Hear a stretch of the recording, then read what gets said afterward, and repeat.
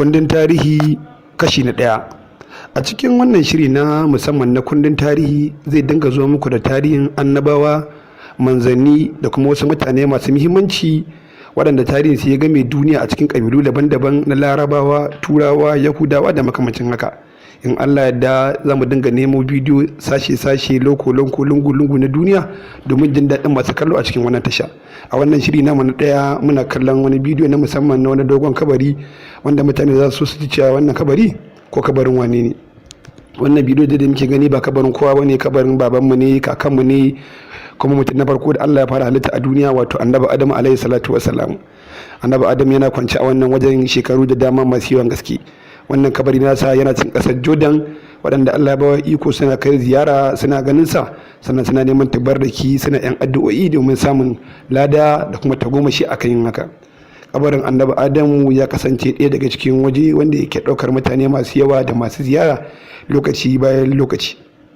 Abu dai mai wahalar gaske ka iya ware wani lokaci da zaka ce ka kai ziyara ƙasar Jordan, ka kai wa annabi Adamu alaihi salatu wassalam ziyara, baka tare da mutane a mamaye a wannan wajen ba. Kamar yadda muke gani, wannan waje ko da yaushe yana ɗaukar baƙi mutane ɗan ƙasa daban-daban, da Larabawa, da Turawa, da Indiyawa, har ma da mu mutanen Najeriya. Kasancewar annabi Adamu ya zama uba na dukkan wani ɗan adam a duniya, hakan ya bada dama ba a hana shiga wannan waje, ba kuma wani tsaro da ake sakawa wanda zai bada dama a ce sai wane ko dan wane ko kuma wane dan gidan wane.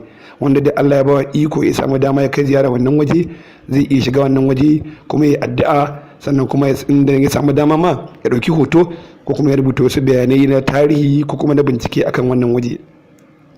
Hakikanin wannan waje idan ka je za ga ikon Allah, domin wannan kabari na annabi Adamu kamar yadda malaman lissafi suka ce tsawonsa ya kai har tsawon taku 235, wasu kuma suka ce 240.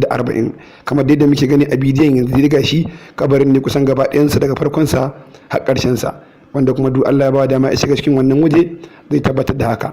Waje ne wanda aka kawata shi, aka yi masa gini na alfarma, aka yi wajen tsari wanda zai burge dukkanin wanda ya zo. An shimfiɗa sallayoyi na alfarma, an kunna turare a wannan waje ta yadda zaka ji ka samu nutsuwa, ka samu kwanciyar hankali, kuma zaka ji cewa waje ne wanda in ka zo zaka ƙara burin a ce Allah ya ƙara dawo da kai wannan waje.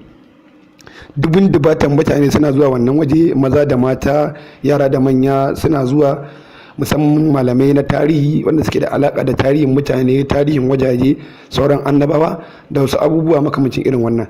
Ana ɗaukar hoto mara motsi, wato hoto tsayayye, sannan kuma ana ɗaukar hoto mai motsi, wato hoto na bidiyo kyamara a wannan waje. Ba a saka wata doka wacce take nuna alama mutum ba zai ɗauka bidiyo ba ko wani abu makamancin irin wannan. Mu ma da muke kallon wannan bidiyo haka yanzu da mutane a cikin wannan waje, muna addu'a ubangiji Allah subhanahu wata'ala ya ba mu dama, ya ba mu iko, ya ba mu rai, mu samu mu iya ziyartar wannan waje domin mu gani da idanmu. Ga dukkanin mutumin da ya je wannan waje, in ya samu dama yana yin sallah a wajen, sannan kuma yana addu'o'i, yana neman annabi Adamu alaihi salatu wassalam da shi da zuri'arsa da ƴaƴansa gafara a wannan waje. A ci gaba da kallon wannan tasha ta Mustanaja Special Film Effect, wadda ta dinga kawo muku bidiyoyi na musamman a cikin wannan kundin tarihi ko da yaushe, sannan kuma da lokacin da aka kalla a yi subscribing domin su ci gaba da kawo muku bidiyoyi masu nishaɗantarwa, ƙayatarwa da kuma burgewa daga gidan wannan talabijin nawa na YouTube channel wanda yake yi domin burge mutane da kuma nishaɗantar da 'yan kallo. Na gode, na kuma Mustanaja.